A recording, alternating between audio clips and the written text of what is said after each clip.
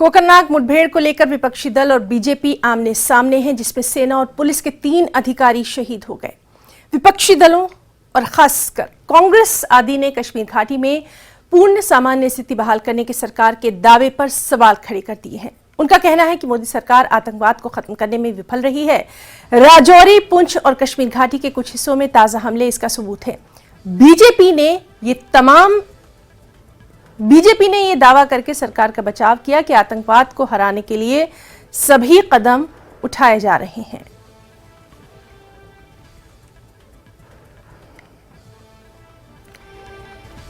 तो लगातार जिस तरह से हम देख रहे हैं कि अब इस पर सियासत भी हो रही है। कोकरनाग मुठभेड़ को लेकर विपक्षी दल और बीजेपी आमने सामने हैं। सेना और पुलिस के 3 अधिकारी इसमें शहीद हुए हैं। विपक्षी दलों और खासकर कांग्रेस ने कश्मीर घाटी में जिस तरह से हालात पूरी तरह से सामान्य होने की बात सरकार की तरफ से जो की जा रही है, उस पर सवाल उठाया है। यही कहना है इनका कि मोदी सरकार आतंकवाद को खत्म करने में विफल रही है। राजौरी, पुंछ और कश्मीर घाटी के कुछ हिस्सों में ताजा हमले इसका सबूत है। बीजेपी ने यह दावा करके सरकार का बचाव किया कि आतंकवाद को हराने के लिए सभी कदम उठाए जा रहे हैं। तो सीधे रुख करना चाहेंगे, हमारे साथ मौजूद हैं हमारे सहयोगी मनोज कौल। मनोज, जिस तरह से लगातार अब प्रतिक्रियाएं सामने आ रही हैं, कहीं ना कहीं अब इस मामले पर भी सियासत तेज दिखाई दे रही है। खास तौर पर हम देख रहे हैं कि जो विपक्षी दल हैं वो कहीं ना कहीं अब हालात नॉर्मल हैं, इसको लेकर सवाल उठा रहे हैं। किस तरह का रिएक्शंस वहां पर आपको मिल रहा है, और ये भी हम जरूर आपसे जानना चाहेंगे कि बीजेपी की तरफ से क्या कुछ कहा जा रहा है। मनोज, देखा हिना, इससे पहले कि मैं प्रतिक्रियाएं देखूं कि कौन सी पार्टी क्या कह रही है, सबसे बड़ी बात ये देखना होगा कि क्या कश्मीर के हालात में वाकई क्या हालात खराब हुए हैं, क्या वाकई कश्मीर में अमन नहीं है। ये बात सच है कि कश्मीर के हालात में काफ़ी हद तक सुधार हुआ है। हमने देखा कि चाहे वो जो मेन लैंड है, चाहे श्रीनगर डिस्ट्रिक्ट हो, साउथ कश्मीर हो, एक ज़माना ऐसा था जब साउथ कश्मीर को माना जाता था कि मिलिटेंसी का हॉट बेड है और आए दिनों वहाँ इनकाउंटर्स भी होते थे और आए दिनों हलाकतें होती थी मिलिटेंट की जानिब से। वो सिलसिला काफ़ी हद तक खत्म हो चुका है, बंद हो चुका है। पथराव की बात करेंगे तो पथराव का जो सिलसिला जारी था इससे पहले, तो वो भी खत्म हो चुका है। हड़तालें नहीं हो रही हैं वहाँ, अब टूरिस्ट आ रहे हैं और जो टूरिज्म का जो फ्लो है वो दिन ब दिन बढ़ता जा रहा है। हमने देखा कि जो कश्मीर के वो मजमूई हालात हैं, मजमूई हालात में हम ये कह सकते हैं कि कश्मीर के हालात काफ़ी हद तक बेहतर हो चुके हैं। अब जहाँ तक सवाल है कि कोकरनाग में जिस तरह से हादसा पेश आया, जिस तरह का वाक़या पेश आया है, उस पर हम ये कह सकते हैं कि ये जो सरकार भी है, सरकार भी बार बार ये कहती आई है कि अभी आतंकवाद खत्म नहीं हो चुका है, अभी भी आतंकवादी हैं और पाकिस्तान की तरफ से लगातार कोशिशें जारी हैं कि जम्मू कश्मीर में जो अमन है, अमन को किसी तरीके से बिगाड़ा जाए और ऐसे हालात पैदा किए जाएं कि जिससे ये लगे कि कश्मीर में अमन नहीं आया है। और कोकरनाग का वाकया, कोकरनाग का जो इंसिडेंट है वो उसी सिलसिले की एक कड़ी है। पाकिस्तान की तरफ से लगातार कोशिशें की जा रही हैं और जो सिक्योरिटी फोर्सेस हैं वो लगातार ये कोशिश कर रहे हैं कि जो भी टेररिस्ट वहाँ मौजूद हों उन्हें न्यूट्रलाइज किया जाए। जहाँ तक ओवरऑल अगर हम देखें, जैसे राजौरी और कोकरनाग का जो जिक्र किया जा रहा है अपोजिशन पार्टीज की तरफ से, है ना, एक चीज यहाँ पे देखना बहुत ही इम्पोर्टेंट है, वो ये है कि दोनों जगहों पर आतंकवादियों ने हमला नहीं किया, उन्होंने इनिशिएट नहीं किया। इनिशिएट किसने किया? इनिशिएट सिक्योरिटी फोर्सेज ने किया। राजौरी में एक इनपुट मिला, उसके बाद जो सिक्योरिटी फोर्सेज ने वहां पर एक ऑपरेशन लॉन्च किया जिसमें एक जवान शहीद हो गया और 2 आतंकवादियों को मार गिराया गया। इसी तरह से अगर कोकरनाग की बात करेंगे तो वहां पर भी एक इनपुट मिला था, जिसके बाद आर्मी के या पुलिस का जो एक ज्वाइंट ऑपरेशन था वो लॉन्च किया गया, जिसमें एक एडवांटेज जरूर मिला आतंकवादियों को कि उन्होंने पहले ही एक ऐसा हमला किया जिसमें 3 ऑफिसर शहीद हो गए और कुछ जख्मी भी हो गए थे, जिनमें से आज एक जख्मों की ताब न लाकर चल बसा। तो यहाँ पर ये जानना जरूरी है, बहुत ही इंपॉर्टेंट है, वो ये है कि आतंकियों के खिलाफ जो जंग है, यहाँ दोनों जगहों पर, चाहे वो राजौरी हो या कोकरनाग हो, दोनों जगहों पर आर्मी और सिक्योरिटी फोर्सेस ने ही इनिशिएट किया था। यानी प्रोएक्टिव पॉलिसी अब भी सिक्योरिटी फोर्सेस की जारी है। अब जहां तक सवाल है कि इस पर किस तरह की सियासत की जा रही है, पहली बात तो यह है कि जिस तरह से लॉस हुआ है आर्मी का, तो उस पर पूरा देश, जो आम लोग हैं, आम जनता जो है, वो काफी सदमे में है और हर तरफ से उसकी हम ये कह सकते हैं कि मजम्मत की जा रही है कि इस तरह का क्यों हुआ, दुख प्रकट किया जा रहा है। वो सिर्फ देश के बाकी हिस्सों में ही नहीं, हम अगर कश्मीर की ही बात करेंगे हिना, तो कश्मीर में भी, चाहे वो शोपियान हो, चाहे वो श्रीनगर हो, चाहे जम्मू के अलग अलग जगह हों, लोग सड़कों पे आए, लोगों ने इसके खिलाफ, पाकिस्तान के खिलाफ नारेबाजी की, पाकिस्तान के पुतले नजर आतिश किए गए। ये कहा गया कि पाकिस्तान लगातार कोशिशें कर रहा है जम्मू कश्मीर में अमन को बिगाड़ने के लिए। तो लोगों का जो रिएक्शन था वो ये था कि पाकिस्तान की तरफ से जो टेररिज्म जहां फैलाया जा रहा है उस पर कदगन लगनी चाहिए, पाकिस्तान के खिलाफ कार्रवाई होनी चाहिए और पाकिस्तान ही इस सब के लिए यहां पर जिम्मेदार है। अब जहां तक अपोजिशन का ताल्लुक है, अपोजिशन लगातार ये कह रही है पिछले 2 दिन से, जहां उन्होंने एक तरफ ये कहा कि कंडेमनेशन भी की, कि कहा कि इस तरह का जो वाकया हुआ है जिसमें 3 ऑफिसर्स की जान चली गई है कोकरनाग में, वो काफी निंदनीय है, लेकिन साथ ही वो सरकार को घेरने के मूड में है। हमने देखा कि कांग्रेस की तरफ से लगातार ये प्रक्रियाएं आए हैं, वो ये कह रहे हैं कि अगर सरकार ये लगातार दावे कर रही है कि कश्मीर में, जम्मू कश्मीर में हालात बेहतर हो रहे हैं, तो राजौरी और कोकरनाग में जो वाकयात पेश आए हैं, जो इंसिडेंट्स हुए हैं, मिलिटेंसी के जो वाकयात हुए हैं, उससे ये लगता है कि हालात बिल्कुल खराब हैं। मोदी सरकार या यहाँ का जो लोकल एडमिनिस्ट्रेशन है वो हालात को बेहतर बनाने में नाकाम रही है। लेकिन ऐसा कहना बिल्कुल पूरी तरह से सही नहीं है, क्योंकि जैसे मैंने पहले बताया कि अगर हम पिछले सालों के मुकाबले में देखें, पिछले वर्षों के मुकाबले में देखें, तो आतंकवाद पर काफी हद तक काबू पा लिया गया है। लेकिन कोशिश अभी अपोजिशन पार्टीज की यही है, वो ये चाहते हैं कि किसी तरीके से सरकार को घेर लिया जाए, किसी तरीके से भारतीय जनता पार्टी और जो यहाँ की लोकल जो यूटी की एडमिनिस्ट्रेशन है उसको कटघरे में खड़ा किया जाए। वहीं दूसरी तरफ बीजेपी भी लगातार ये कह रही है कि हालात बिल्कुल बेहतर हो रहे हैं और अभी भी कहीं अगर आतंकवाद है तो उसको जड़ से उखाड़ फेंकने के लिए कोशिशें जारी हैं। बीजेपी के, चाहे आप नेशनल लीडर्स की हम बात करें ना, या फिर जो जहाँ के लोकल लीडर्स हैं, वो लगातार ये कहते आ रहे हैं कि अपोजिशन की तरफ से जो इल्जामात लगाए जा रहे हैं कि हालात बिल्कुल खराब हैं, कंट्रोल से बाहर चले गए हैं, मौजूदा सरकार आतंकवाद पर काबू पाने में नाकाम रही, वो बिल्कुल गलत है उनका कहना, क्योंकि हालात काफी हद तक ठीक हो गए हैं। हाँ, अभी चूंकि पूरी तरह से आतंकवाद खत्म नहीं हो चुका है, इसलिए इस तरह के वाकयात हुए हैं और कोशिश लगातार यही है सरकार की कि आतंकवाद को जड़ से उखाड़ फेंका जाए। जैसे हम देखें कि कोकरनाग की जहां की बात की जा रही है, तो वहां अभी भी ऑपरेशन चल रहा है। लगातार कोशिश सिक्योरिटी फोर्सेस की यही है कि आतंकियों को ढेर कर दिया जाए। तो अभी इस मामले पर जहां अपोजिशन और सरकार को एकमत इस बात पे होना चाहिए था कि पाकिस्तान को एक ऐसा संदेश दिया जाता कि तुम्हारी तरफ से जो यहाँ पर जम्मू कश्मीर में हालात बिगाड़ने की कोशिश की जा रही है उस पर हम सारे एकजुट हैं, तो वहीं उसके विपरीत हो रहा है। अपोजिशन लगातार हुकूमत को कटघरे में खड़े कर रही है, वो ये कहते हुए कि आतंकवाद पर काबू नहीं पाया जा रहा है।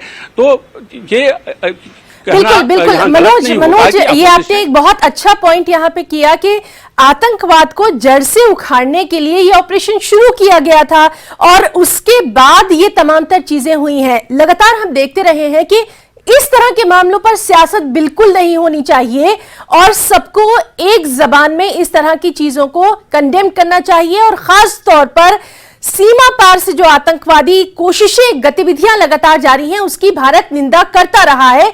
हर प्लेटफॉर्म पे भारत ने निंदा की है। मनोज, आपसे हम ये भी जानना चाहेंगे, लोगों का गुस्सा जिस तरह से कल हमने देखा, कोई खित्ता, कोई एरिया ऐसा नहीं था जम्मू कश्मीर, लद्दाख का जहां पर इन तमाम घटनाओं को लेकर पाकिस्तान के खिलाफ आक्रोश न देखा गया हो। ये बहुत बड़ी बात है। सियासत आप चाहे जितनी करिए, बयानबाजियां जितनी करिए, लेकिन आम लोग कहीं ना कहीं चीजों को समझ चुके हैं। जी हाँ, बिल्कुल। देखें, एक कहावत है, वो जिस तन लगे वो तन जाने। हम देखें, जो आम लोग हैं कश्मीर के या जम्मू कश्मीर के, हम ये यूं कहें तो उन्होंने झेला है आतंकवाद। उनको पता है कि जब आतंकवाद फैला था, जब आतंकवादियों की गतिविधियां ज्यादा तेज थी, तो आम लोगों को कितनी परेशानियां हुई थी, उन्हें किस तरह के दुख झेलने पड़े थे। कश्मीर वैली में हमने देखा कि चाहे वो साउथ कश्मीर हो, सेंट्रल कश्मीर हो या फिर नॉर्थ कश्मीर हो, वहां पर जब सिविलियंस की किलिंग्स होती थी, जब हड़तालें होती थी, तो पढ़ाई का जो निजाम था वो दरहम बरहम हो जाता था, बीमारों को अस्पतालों तक पहुंचाने में दिक्कत होती थी। तो उसमें आम जो जनता है उसी को ये सारा भुगतना पड़ता था, उन्हीं को ये परेशानियां उठानी पड़ती थी। इसीलिए हमने देखा कि जो कल ये वाकया पेश आया जिसमें 3 ऑफिसर शहीद हो गए कोकरनाग एनकाउंटर में, तो आम लोग सड़कों पे आ गए। उन्होंने पाकिस्तान के खिलाफ नारे लगाए, उन्होंने भारत माता की जय कहते हुए ये संदेश दिया लोगों को कि हम भारत के साथ हैं, भारतीय फोर्सेस के साथ हैं। होना तो ये चाहिए था कि जितनी भी जो पॉलिटिकल पार्टीज हैं उन्हें एकजुट होकर ये कहना चाहिए था कि हाँ, वो बिल्कुल सिक्योरिटी फोर्सेस के साथ हैं। एक तरफ कांग्रेस और बाकी जो अपोजिशन पार्टीज हैं वो ये कहती है कि वो भारतीय सेना के साथ हैं, वो पुलिस के साथ हैं, जो अर्धसैनिक बल हैं उनके साथ हैं। लेकिन साथ ही जब वो ये इस तरह के सवाल उठाते हैं, वो सवाल सिर्फ सरकार पे नहीं उठाते, वो सवाल सिक्योरिटी एजेंसीज के कामकाज पर भी उठाते हैं। उन सिक्योरिटी फोर्सेज के कामकाज पर जो लगातार 24 घंटे अलर्ट रहते हैं और जो आम नागरिक हैं उनको सुरक्षा प्रदान करने के लिए अपनी जानों का नजराना पेश करते हैं। तो यहाँ ये जरूरी बनता है कि जो आम लोगों की जो प्रतिक्रिया है वो सबसे बड़ी देखने वाली है। वो प्रतिक्रिया ये कहती है कि वो सिक्योरिटी फोर्सेस के जवानों के साथ हैं, ऑफिसर्स के साथ हैं, वो सरकार के साथ भी हैं, क्योंकि सरकार और सिक्योरिटी फोर्सेस एक साथ मिलके आतंकवाद का सफाया कर सकते हैं। क्योंकि अगर आतंकवाद से सबसे ज्यादा अगर कोई नुकसान हुआ है तो वो आम लोगों को हुआ है। ये जो सरकारी बंगलों में रहते हुए जिन्हें सिक्योरिटी फराहम की गई है, जो अपोजिशन के लीडरान हैं, वो नहीं जानते कि आतंकवाद से कितना नुकसान हुआ है आम लोगों को। हालांकि वो जानते हैं, वो भी इसी धरती पर रहने वाले लोग हैं, इसी एरिया में वो भी रहे हैं। कुछ सियासी जमातें जो हैं, जो कुछ राजनीतिक नेता जो हैं, उन्हें भी इसका खमियाजा भुगतना पड़ा है। लेकिन जब कुर्सी की बात आती है तो वो सब कुछ भूल जाते हैं। यही वजह है कि आज जब 3 ऑफिसर्स एक एनकाउंटर में मारे जाते हैं और ऐसी जगह पे मारे जाते हैं जहां वो आतंकवादियों के खिलाफ ऑपरेशन करने के लिए चले जाते हैं, इसके बजाय कि वो उनकी उस हम ये कहते देशभक्ति और उनकी बहादुरी को सलाम पेश करते और उस अभी सियासत ना करते, लेकिन वो आज भी सियासत कर रहे हैं। यानी उनके नजदीक ये माना जा रहा है कि उन्हें सबसे ज्यादा अगर लालच है तो वो सत्ता की है। उन्हें देश की इतनी चिंता नहीं है, उन्हें आम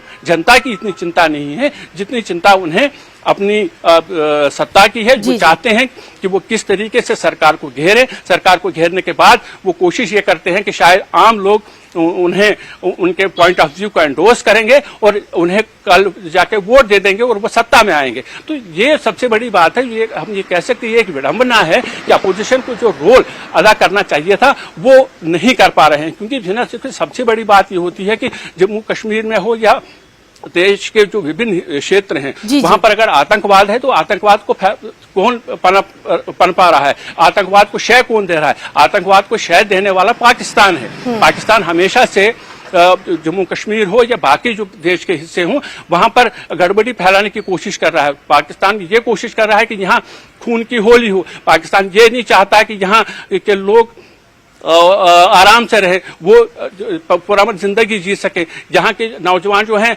वो रोजगार में मशगूल रहें, यहाँ के जो स्टूडेंट्स हैं वो पढ़ाई करते रहें। उनका एक ही मोटो है, वो ये है कि यहाँ किस तरह से खून खराबा हो, चाहे वो जम्मू कश्मीर की बात हो। क्योंकि हम जम्मू कश्मीर की ही बात कर रहे हैं आज, तो जम्मू कश्मीर के बारे में ही मैं कहूंगा। तो वो ये नहीं चाहते कि जम्मू कश्मीर के लोग आगे बढ़ें, वो नहीं चाहते कि जम्मू कश्मीर के लोग तरक्की करें। और ये जो उनकी सोच है उसको कहीं ना कहीं अपोजिशन जमातों की तरफ से भी एक हम ये कह सकते हैं कि सपोर्ट मिल रहा है। जब वो सरकार को घेरते हैं, पाकिस्तान के बारे में वो एक शब्द नहीं कहते। कुछ सियासतदान तो यहाँ तक कह रहे हैं कि पाकिस्तान के साथ बातचीत करिए। यानी उससे साफ जाहिर ये होता है कि जो अपोजिशन पार्टीज हैं वो अपनी सत्ता के लालच में, अपनी कुर्सी के लालच में सिक्योरिटी फोर्सेस के के खिलाफ वो डायरेक्टली तो नहीं बोलते, लेकिन सरकार को जब वो घेरते हैं, जैसे मैंने पहले बताया कि अगर वो ये कहते हैं कि यहाँ अमन चैन कायम नहीं हुआ है, यहाँ आतंकवाद अब भी जिंदा, तो उसका मतलब है वो सिक्योरिटी फोर्सेस के कामकाज पर भी सवाल उठाते हैं, जो कोई हेल्दी अपोजिशन नहीं कर सकती है। लेकिन बहरहाल यहाँ अभी भी इस तरह की जो मानसिकता है अपोजिशन में वो अब भी पनप रही है। मनोज आपसे हम फौरी तौर पर ये जानना चाहेंगे कि बीजेपी की तरफ से क्या कुछ अभी खास तौर पर वहां पर रिएक्शन सामने आया है, क्योंकि शहीदों की शहादत को नमन करना चाहिए और वही सबका फर्ज भी है। जी हाँ, बिल्कुल। देखें, बीजेपी की तरफ से लगातार यही कहा जा रहा है कि जो जम्मू कश्मीर के जो हालात हैं, इस हालात में बेहतरी हुई है और सिक्योरिटी फोर्सेज हो या सरकार हो, चाहे वो केंद्रीय सरकार हो या एलजी प्रशासन, वो लगातार ये कोशिश कर रहा है कि यहाँ पर अमन चैन हो, आतंकवाद खत्म हो, ताकि लोग जो हैं वो आगे बढ़ पाए। लेकिन वो अपोजिशन को इस बारे में भी कटहरे में खड़ा करते हैं। वो ये कहते हैं कि अपोजिशन को इस बारे में जो शहीद हुए हैं उन पर राजनीति नहीं करनी चाहिए, क्योंकि ये अगर सिक्योरिटी फोर्सेस का कोई जवान शहीद होता है तो वो पूरे राष्ट्र का नुकसान होता है, वो किसी पार्टी का नुकसान नहीं होता। वो लगातार ये इल्जाम लगा रहे हैं अपोजिशन पे कि वो इस पर भी राजनीतिक रोटियां सेक रहे हैं और वो ये भूल जाते हैं कि उनका जो दायित्व है, उनका जो फर्ज है सिक्योरिटी फोर्सेस के लिए और अब अपने देश के लिए, वो उसको भूल जाते हैं। लेकिन क्योंकि उनकी जो प्राथमिकता है, उनकी जो प्रायोरिटी है वो यही है कि वो किस तरह से सरकार को घेर के किसी पार्टी को, जो पार्टी आज सत्ता में है, उसको घेर के कैसे वोट हासिल करने की कोशिश करें। मनोज, तो देखना बेहद अहम रहेगा कि इस तरह के मामलों पर आखिर सियासत कब तक और क्यों। बहुत बहुत शुक्रिया मनोज कौल आपका, बेहद अहम आपने यहां पर तमाम तर जानकारी हमारे दर्शकों से साझा की है। यहां रुकना चाहेंगे एक छोटे से ब्रेक के लिए। महासंग्राम 2024 में एक बार फिर से आपका बहुत स्वागत करते हैं। एक और अहम खबर से आपको रूबरू करवाएं। आगामी लोकसभा चुनाव पर नजर रखते हुए कांग्रेस अध्यक्ष मल्लिकार्जुन खड़गे ने मुख्यमंत्री सुखविंदर सिंह सुक्खू, प्रभारी राजीव शुक्ला, राज्य प्रमुख प्रतिभा सिंह और अन्य को इसके सदस्यों के साथ हिमाचल प्रदेश के राजनीतिक मामलों की समिति के गठन की घोषणा कर दी है। एक बयान में कांग्रेस महासचिव संगठन केसी वेणुगोपाल ने कहा, कांग्रेस अध्यक्ष ने हिमाचल प्रदेश कांग्रेस कमेटी की राजनीतिक मामलों की समिति के गठन के प्रस्ताव को तत्काल प्रभाव से मंजूरी दे दी है। सीएम शुक्ला और सिंह के अलावा पार्टी ने उप मुख्यमंत्री मुकेश अग्निहोत्री, अनुभवी पार्टी नेता आनंद शर्मा को नामित किया है। धनीराम शांडिल, विप्लव ठाकुर, कौल सिंह ठाकुर, रामलाल ठाकुर और आशा कुमारी 25 सदस्यीय समिति के सदस्य हैं। कांग्रेस पार्टी और सरकार के बीच बेहतर समन्वय के लिए ये कदम उठाया गया है। और सीधे रुक करना चाहेंगे, हमारे साथ मौजूद हैं शिमला से हमारे सहयोगी राजेंद्र शर्मा। राजेंद्र, जिस तरह से लगातार हम देख रहे हैं कि कांग्रेस ने भी 2024 को लेकर अपनी तैयारियां पूरी कर ली हैं, महासंग्राम 2024 की तैयारी नजर आ रही है, डिटेल्स चाहेंगे? बिल्कुल हिना, और इस जो ये कमेटी बनाई है इसके ऊपर हम शुरुआत में एक नज़र डालना चाहेंगे। इनमें अधिकांश नाम वो हैं जो सरकार से असंतुष्ट चल रहे हैं, जो लगातार अपनी प्रतिक्रिया व्यक्त कर रहे हैं और मुख्यमंत्री के ऊपर दबाव बनाने की कोशिश कर रहे हैं कि उन्हें भी किसी ओहदे से नवाजा जाए। और अधिकांश लोग इसमें, इस पूरी कमेटी में हॉली लॉज समर्थक कह सकते हैं या हॉली लॉज के करीबी हम कह सकते हैं। ये हैं प्रतिभा सिंह, कांग्रेस प्रदेश अध्यक्ष के करीबी इनमें से अधिकांश जो नेता हैं वो हैं। उनमें अगर चाहे बात मुकेश अग्निहोत्री की हो या फिर इसके अलावा कौल सिंह ठाकुर हैं, आशा कुमारी हैं, राजेंद्र राणा बड़ा नाम है और लगातार पहले दिन से ही विरोध के स्वर उन्होंने मुखर कर लिए थे और लगातार प्रेशर बनाने की कोशिश मुख्यमंत्री के ऊपर भी थी। और खुलेआम हम कह सकते हैं कि सोशल मीडिया पर लगातार ट्वीट वो करते रहे हैं। इसके अलावा रंगीला राम राव हैं, पूर्व में उद्योग मंत्री रहे हैं, बड़ा कद कांग्रेस में रखते हैं। सुधीर शर्मा धर्मशाला से विधायक हैं, वो भी जब भी मौका मिलता है तुरंत अपनी प्रतिक्रिया सरकार के ऊपर व्यक्त कर देते हैं। इसके अलावा कुलदीप सिंह राठौर पूर्व में प्रदेश अध्यक्ष कांग्रेस के रहे हैं और बीच बीच में सरकार के खिलाफ हम कह सकते हैं या फिर अब जो संगठन में लोग रहे हैं उनको सरकार में इंट्रोड्यूस करने की, सरकार में जिम्मेदारी देने की बात लगातार वो भी उठाते रहे हैं। अब इसके अलावा अब तमाम जो नेता हैं, भवानी सिंह पठानिया हैं और इसके अलावा राम कुमार हैं, ये 25 लोगों की लिस्ट है और इन 25 नेताओं में से जो अधिकांश नेता हैं वो हॉली लॉज के समर्थक हैं, हॉली लॉज के करीबी हैं, रानी प्रतिभा सिंह के करीबी हैं और पिछले दिनों जब कांग्रेस हाईकमान से लगातार मुलाकात प्रतिभा सिंह की हुई, उनकी तरफ से भी बयान सामने आया, हमने देखा और उसी का नतीजा है कि ये लिस्ट कांग्रेस हाईकमान को जारी करनी पड़ी और इस लिस्ट के माध्यम से जो बड़ी बात है वो यही है, कांग्रेस हाईकमान साधना चाह रही है कि सभी जो डिस्प्यूट्स हैं, सभी जो मनमुटाव हैं वो लोकसभा चुनावों से पहले खत्म किए जा सकें ताकि पार्टी को जो डिफरेंसेस है उनका सामना लोकसभा चुनावों में ना करना पड़े। आज के दौर में हिमाचल प्रदेश में से 4 में से 3 सीटें भाजपा के पास हैं लोकसभा की, सिर्फ एक सीट जो बाई इलेक्शन हुआ था वो सीट प्रतिभा सिंह यानी कांग्रेस के पास है। तो ऐसे में हिमाचल प्रदेश में सरकार जरूर कांग्रेस की है लेकिन राहें अभी भी लोकसभा चुनावों के लिए कांग्रेस की आसान नजर नहीं आ रही है। जिस प्रकार का डिस्प्यूट कांग्रेस के अंदर चला हुआ है और शुरुआती दौर से हम देखें जब सरकार का गठन हो रहा था तब जरूर हल्की फुल्की चर्चा थी और खुलकर अलग अलग प्रेशर ग्रुप कांग्रेस में है उनकी तरफ से अपनी बात भी हाईकमान के समक्ष रखी गई, लेकिन उस वक्त हाईकमान के आदेश हुए और सभी को आदेश मानने भी पड़े और समझा भी कि अब धीरे धीरे सबकी बात सुनी जाएगी और सरकार में सबको शामिल किया जाएगा। लेकिन कुछ समय बीतने के बाद फिर दोबारा से आवाजें उठना शुरू हो गई, धीरे धीरे डायरेक्टली इनडायरेक्टली आवाजें उठना शुरू हो गई और फिर कांग्रेस प्रदेशाध्यक्ष ने मोर्चा संभाला प्रतिभा सिंह ने और कहा कि जो संगठन में लोग हैं जिनके नाम के ऊपर विधानसभा चुनाव जीते गए हैं, हर मंच से जिनका नाम प्रयोग किया गया है, जिन कार्यकर्ताओं की शक्ति का प्रयोग विधानसभा चुनावों में किया गया है, उनको सरकार में हिस्सेदारी मिले ताकि लोकसभा चुनावों में भी उन कार्यकर्ताओं का प्रयोग किया जा सके। अब यही बात आज विक्रमादित्य सिंह की अगर हम बात करें, उन्होंने भी आज यही बात की कि मुख्यमंत्री संगठन से निकले हुए हैं, एनएसयूआई के बिल्कुल राजेंद्र, तो देखना अहम रहेगा कि समिति के गठन के बाद वहां पर कांग्रेस में किस तरह से जो तमाम बयानात हैं वो निकलकर सामने आते हैं या फिर अब सीधी नजर 2024 पर रहेगी। राजेंद्र शर्मा, बहुत बहुत शुक्रिया आपका तमाम तर जानकारी के लिए। तो महासंग्राम 2024 में फिलहाल इतना ही। नमस्कार।